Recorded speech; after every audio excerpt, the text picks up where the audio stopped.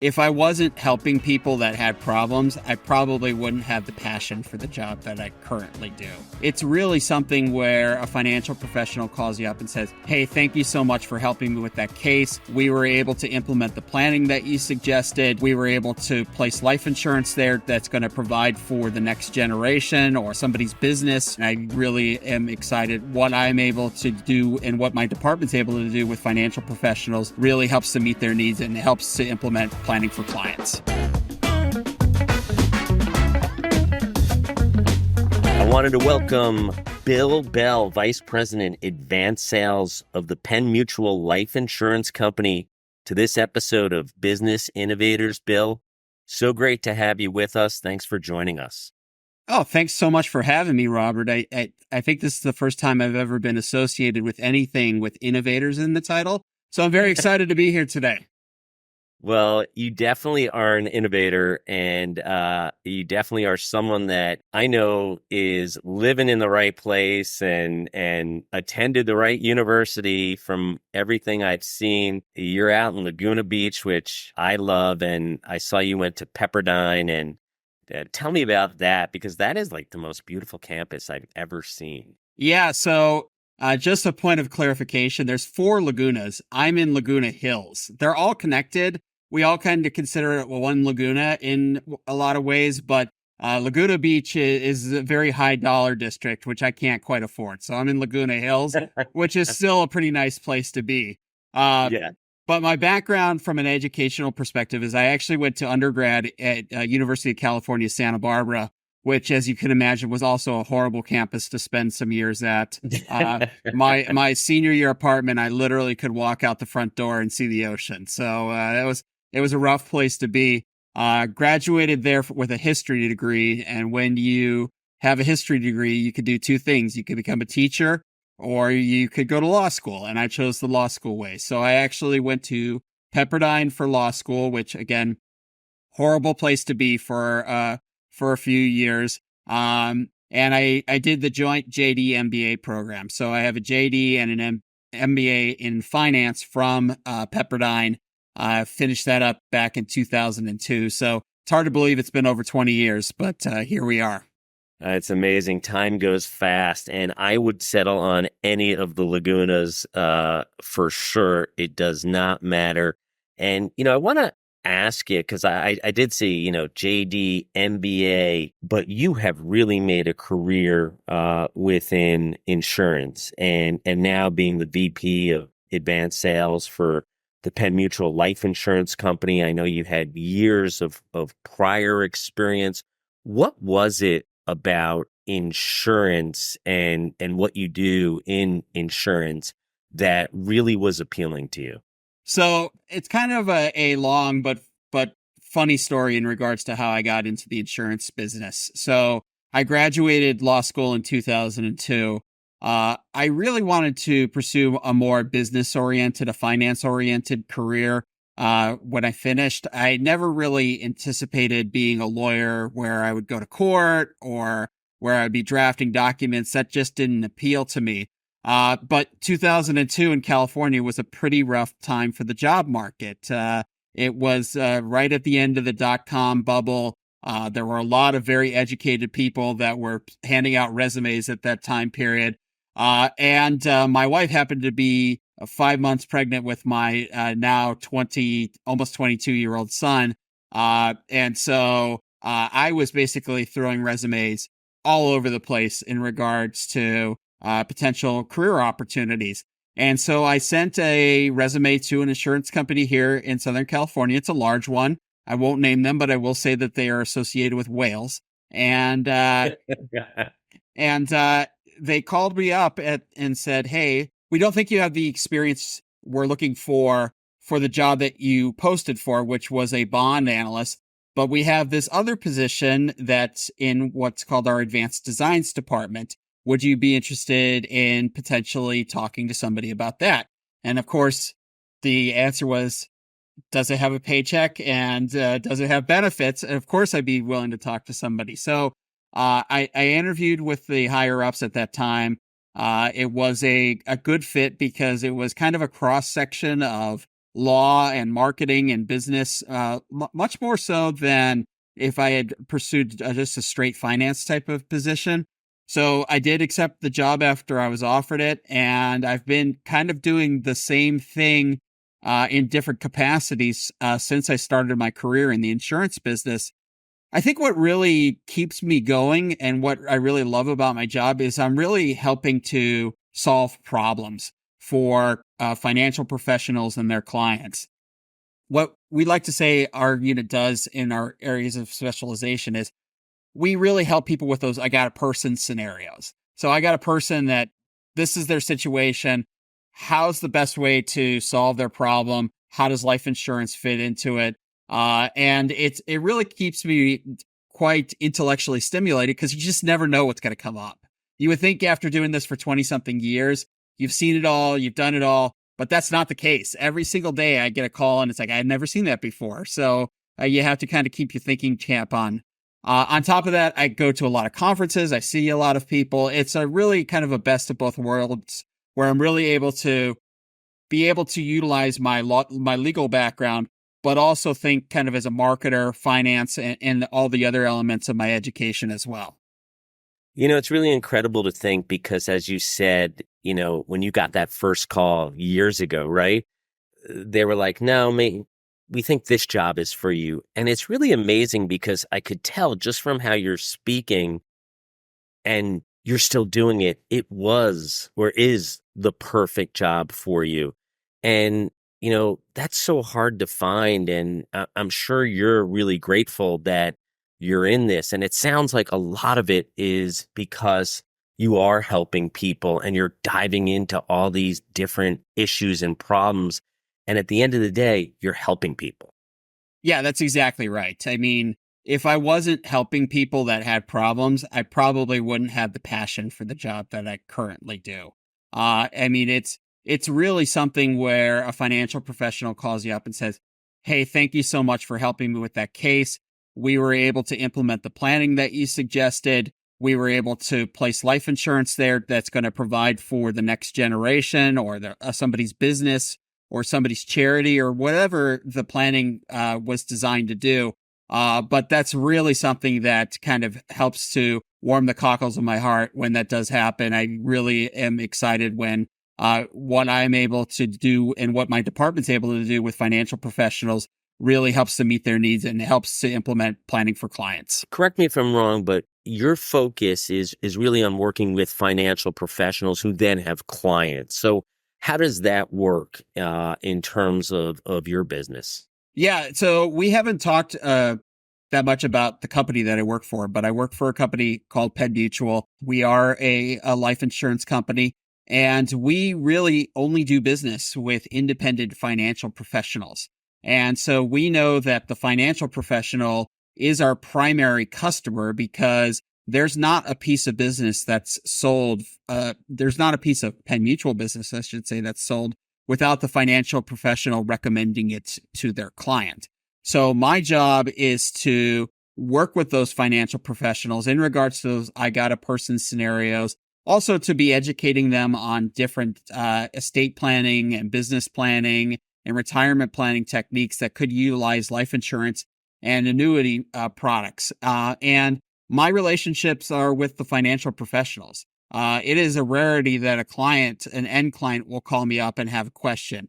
It does happen on occasion, but 99% of my interaction is with the financial professionals because, again, we know they're our primary customer. They're the people that are going to be recommending our products to their clients.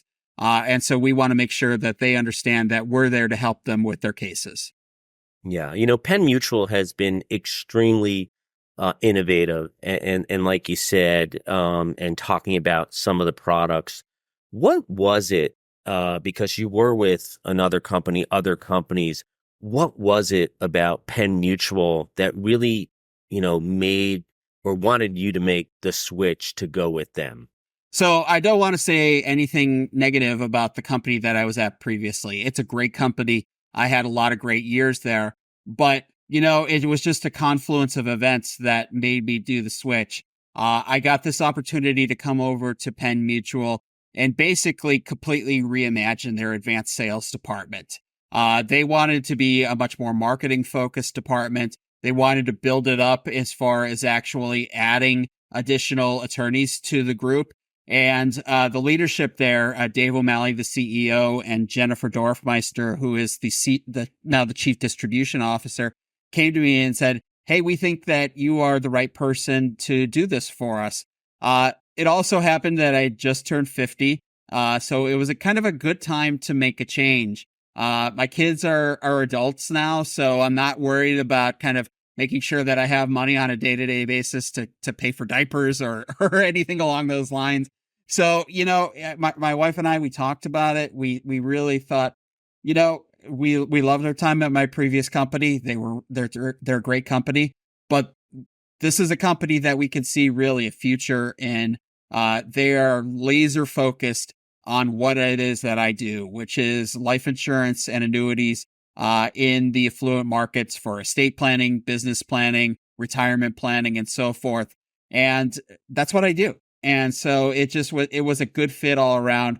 As you said, it's been just over a year since I joined Penn Mutual. It's just been an awesome experience. And we're a growing company with a lot of potential for future growth. And it's really exciting to be part of something like that. Yeah, it's incredible just from what I've seen in terms of growth. And when it must have been an incredible feeling when they came to you and said, "Hey, Bill, we know your reputation, obviously, and asked you to head up this group."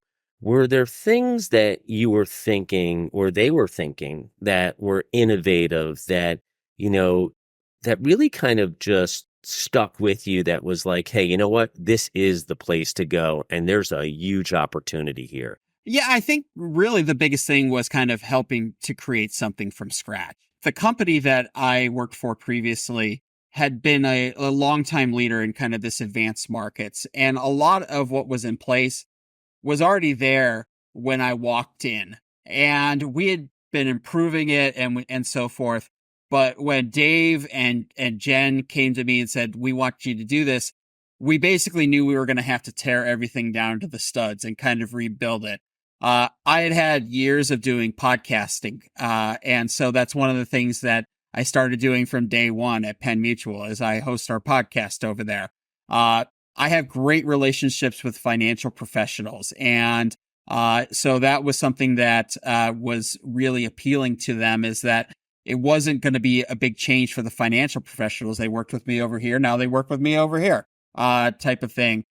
Plus, I had a lot of colleagues within the industry that I could tap as far as adding additional attorneys to the group. So my first course of business when I started with Penn Mutual was we needed to add 2 more attorneys. And I was able to go to my Rolodex, call these people up, sell them on how exciting it was here at Penn Mutual. And we were able to add 2 of the best advanced markets attorneys in the industry to our group to kind of fill it out. So I think it was a confluence of events, but I think that it was those things that kind of drove both my decision to come to Penn Mutual and what they were thinking as far as bringing me into the fold. Well, it sounds like they knew you were the right person, and just what you said, with your reputation, everything you've done, and being able to bring over, businesses are all about people, and especially yours with helping people.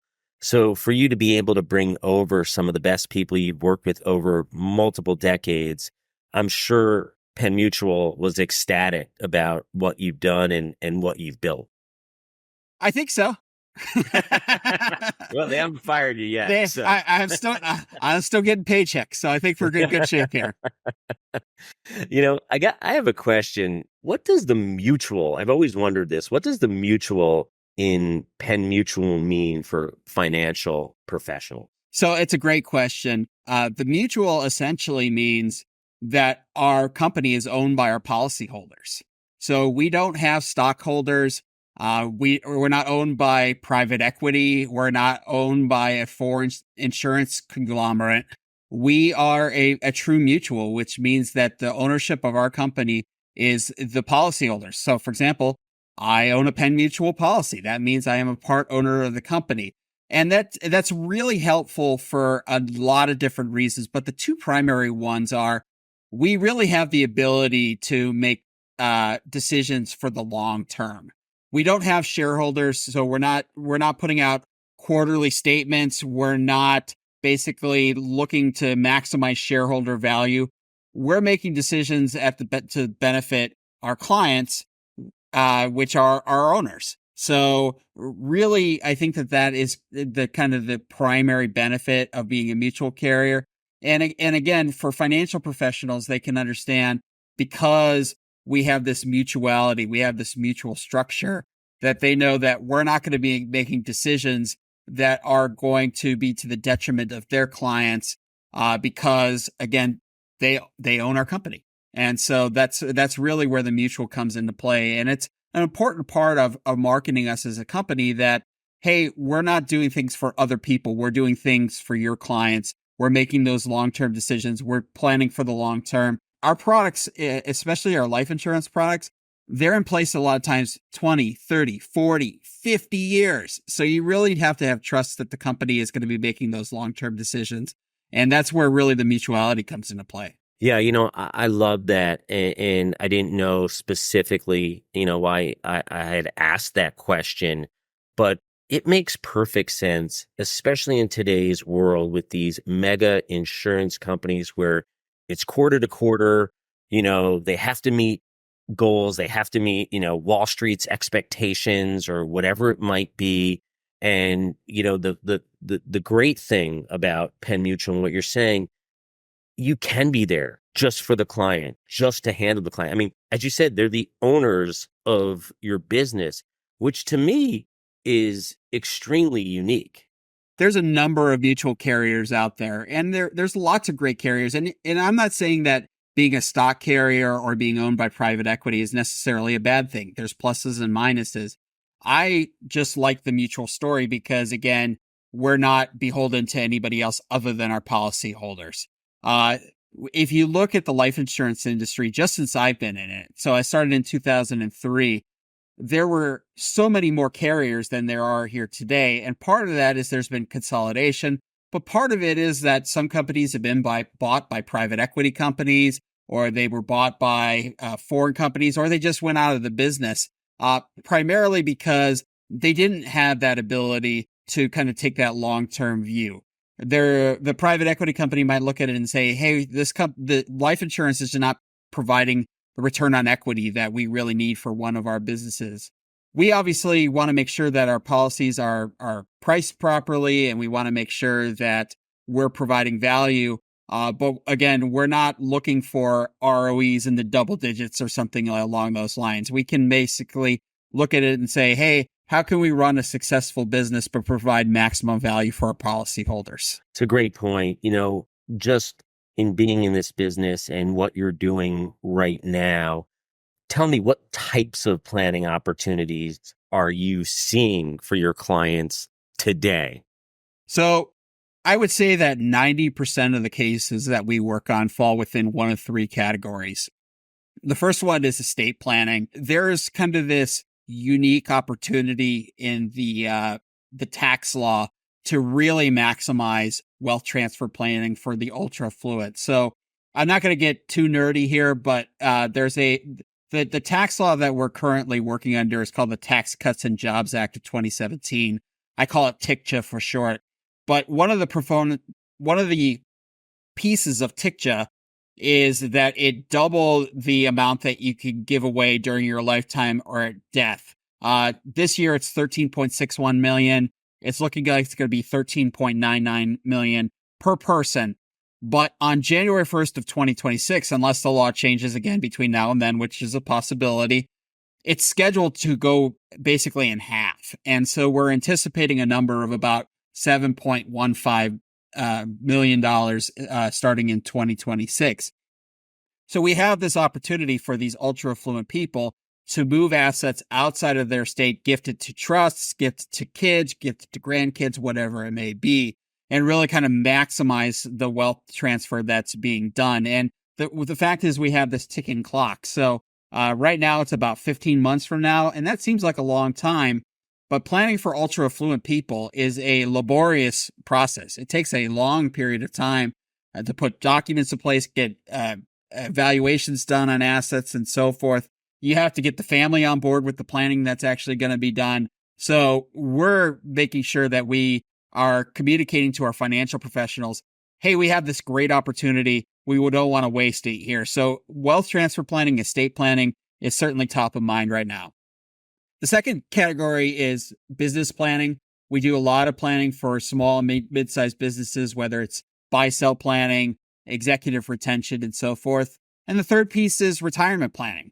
Life insurance and annuities is a big part of a well-rounded retirement income portfolio. So we do a lot of work with that, be it inside of pension plans, outside of pension plans, and so forth. Like I said, 90% of the cases that I work on fall within one of those three categories. Yeah, it's pretty amazing when you talk about, 15 months, right? But that is a short period of time for anyone. And to be on top of that right now and to be ahead of that, it really is amazing because there are many ultra wealthy people who have no idea, right? This is coming up. So I would imagine when you're educating these financial professionals, this is something that has probably been pretty hot topic for you within the last year. Oh, for sure. I mean, when the law was put into place in 2017, we thought, oh, 2026 is forever. And now here we are at the end of 2024, and it's like, all right, 2026 is tomorrow, basically. And so we've been educating clients. We're making sure we have marketing campaigns, we have marketing pieces on it. Just about every speech that I do to financial professionals has some element of this wrapped into it, just because you're right. There's a lot of clients in that kind of 20, 30, 40, $50 million net worth range that you would think, oh, they have sophisticated advisors. But a lot of times they're business owners and they've just got their head down and they're working on building up their business. They're not focused on their own personal financial planning, and they might be completely unaware that there's this opportunity here. So kind of making sure that the financial professionals are not only aware of it, but that they're communicating it to their clients is so important right now. Yeah, I wish I was in that category, but in any case, Me too. I will say I am an entrepreneur and have had businesses and have a business currently heads down. And, most entrepreneurs, most business people, they're thinking, how do I make this work? How do I bring in the money today? And what's so important, it kind of almost reminds me of like in sports in a way.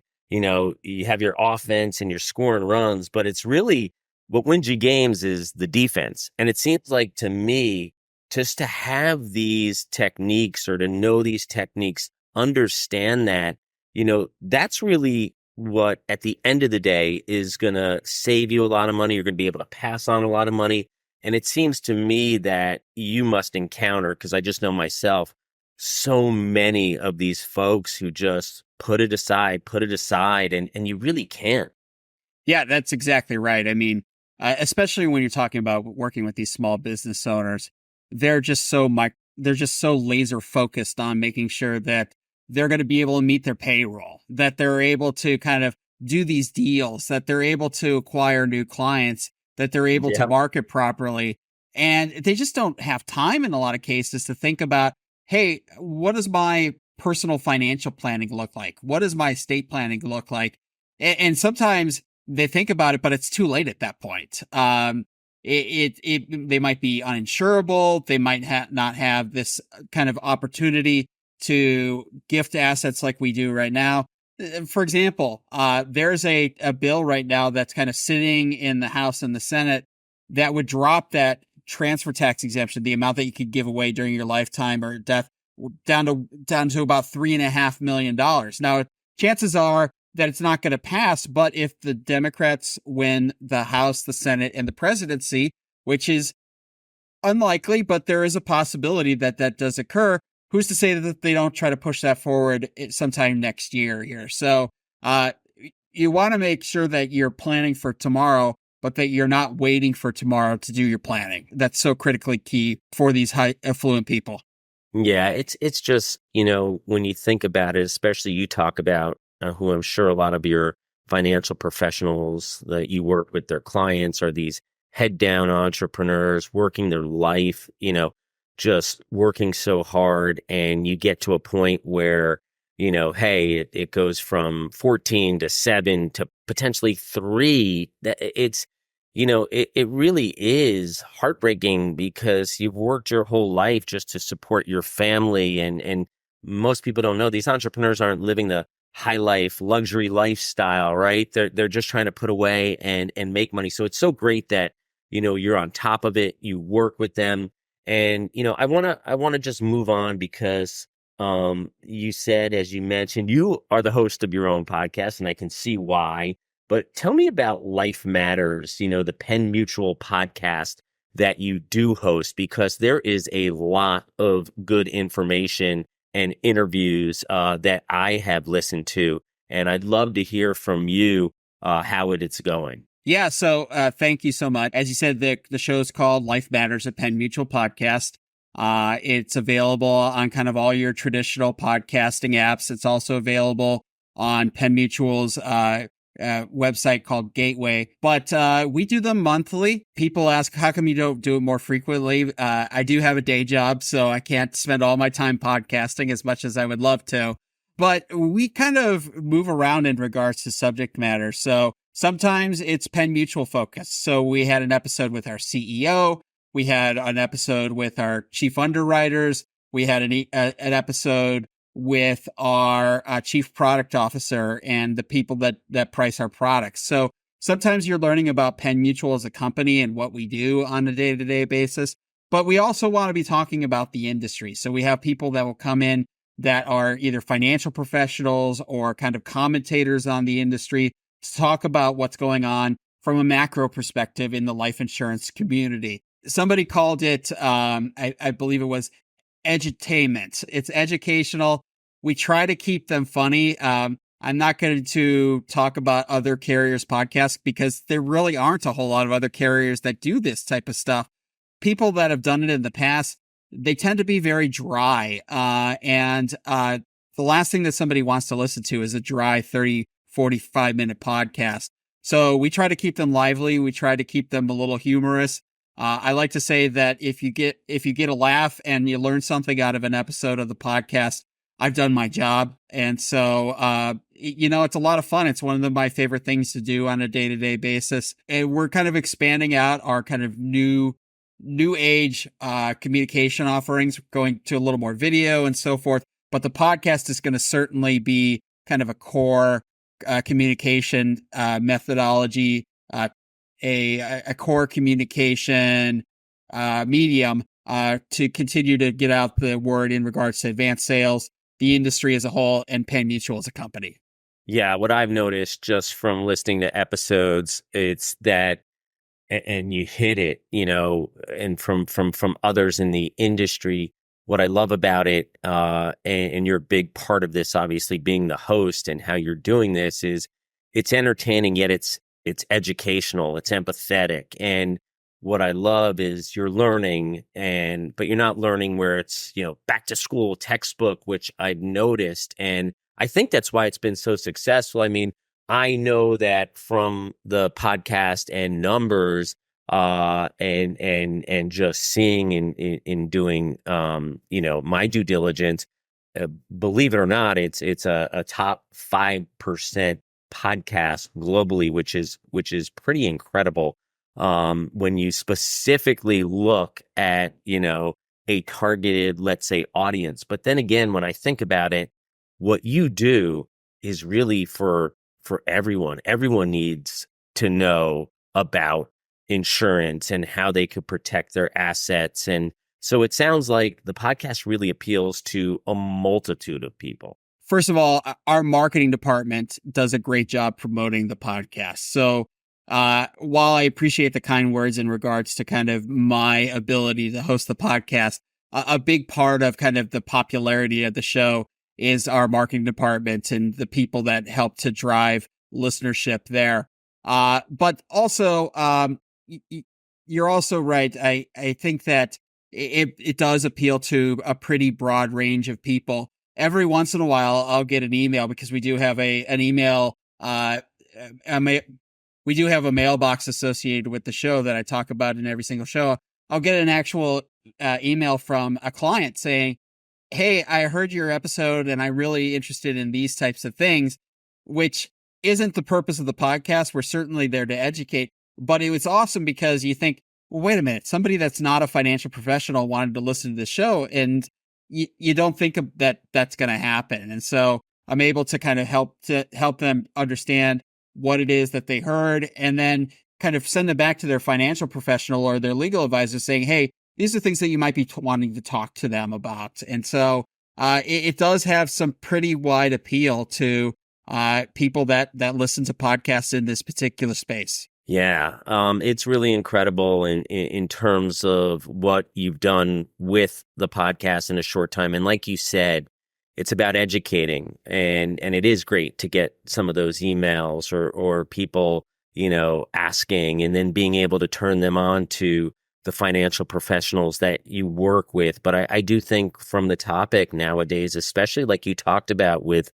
a lot of the laws changing and people want to know, especially nowadays in these, more difficult times. So it is a great show, great podcast. Love what you're doing. Love that Penn Mutual is doing it. And I could see you should take a little credit in terms of being the host. And, which leads me, before I let you go, I want to ask you, as you mentioned, California, Laguna, where you are, Pepperdine Law School. Did you grow up in California, Southern California? So we moved here when I was 9. Previous to being here in California, we had lived in Buffalo, New York. Big change. Yeah, so my dad, he grew up in Buffalo. We lived there, like I said, until I was 9. Basically, what happened is he always wanted to live in California his whole life. He grew up listening to the Beach Boys and Jan and Dean and kind of those other surf rock legend. Always had this kind of thought in his mind that if we could move to California, it's kind of this endless summer mentality. And then the winter of 81 was quite brutal. In fact, he was on the roof of our house with my uncle several times shoveling snow off of there so that the roof didn't collapse. And by the winter of 82, we were living in California. He just said, I'm not shoveling snow again another day in my life. And that didn't happen. He never had to shovel snow again. He passed away some years ago. But he definitely wanted to move to California, primarily for the weather, which I think is what keeps so many of us here. Despite all the challenges that California does have, it's still an awesome place to live.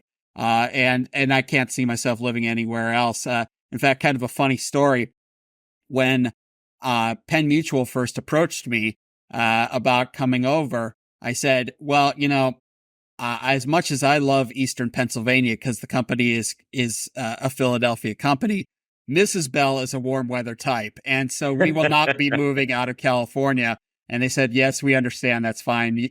So that's why I work for a Philadelphia company, but I work remotely here in Southern California. And weather is a huge part of that. And so we love it here. Well, they do have a bell named after you in Philadelphia, which is great. All right. Called the Liberty Bell. I guess they did that when, you joined the team at Penn Mutual. Absolutely. That was 100% of the motivating factor. Actually, I just saw it on Wednesday of last week, or maybe it was Thursday. I was in Philadelphia for a meeting, and a couple of my team members had never seen the Liberty Bell. They were there for another meeting, and so I walked them over there and did check it out. You go to that spot and you just kind of feel the history, because right across the street from where the Liberty Bell is Independence Hall, which is literally where our company or our country was founded. And then you just go across the street from that, and there's the original building for Penn Mutual. And so they're all right next to each other. It's amazing to see. Which is incredible, because Penn Mutual was founded back, you're talking, what, 150 plus years? 1847 is when the company was founded. So, wow. Yeah, it's so more than that. But again, you get back to us making decisions for the long term. Company's been around for 170 years, close to 170 years. And we intend to be around for 170 more. Well, with people like you and bringing in the right folks, and as you talked about, your colleagues who knew to bring you on board, your marketing team, there is no doubt that you will be. And I guess I got to ask you one last thing before I let you go, because you came from Buffalo, and I'm not saying the early '80s, the Bills were okay, right? But are you a Buffalo sports fan, or are you because you went to Southern Cal where the Chargers, I guess, and then you Yeah. have Rams, Raiders. What'd you do? It's a good question. So when we lived in Buffalo, I was a diehard Bills fan.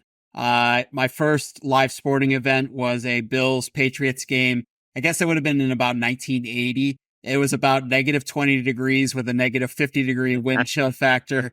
But I definitely kind of lived and died with the Bills back then. I've always been a sports fan my whole life.